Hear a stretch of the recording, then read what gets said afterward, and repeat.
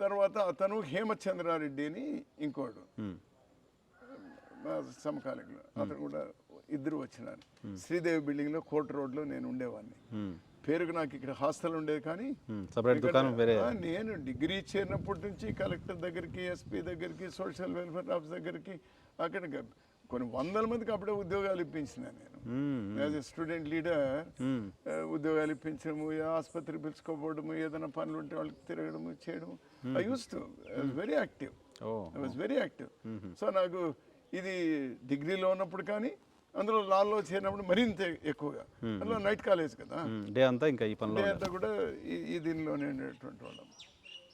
So ఆ దీనిలో నేను శ్రీదేవి బిల్డింగ్లో ఉంటే, ఎందుకంటే మా ఊరోళ్ళు వీళ్ళంతా వచ్చేటువంటి వాళ్ళకి యూనివర్సిటీకి ఎక్కడ వస్తారు పాపం, వాడు ఉండేటువంటి.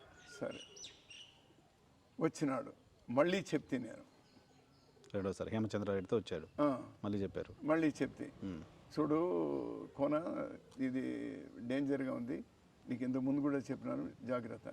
అది ఎందుకో పాపము అతని కర్మ, అతని కర్మ.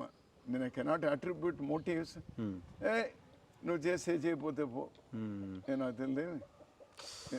సంజీవ్ రెడ్డి రాష్ట్రపతి అయినాడు, యూనివర్సిటీ చేసుకొని, అప్పుడు పీజీ సెంటర్. ఇంకా మా ఎలక్షన్ జరిగినప్పుడు December 5th election, December 5th 1980లో ఇది ఎలక్షన్. అతను వస్తాడు, ఆ మాటతోనే చాలా నాకు ఓట్లు వేసేస్తారు. సంజయ్ రెడ్డి మేనోల్డే కాదు, అతను రాష్ట్రపతిగా నేను యూనివర్సిటీ తీసుకొస్తాను అనేటువంటిది, దాంతోనే నాకు ఓట్లు వేసేస్తారు.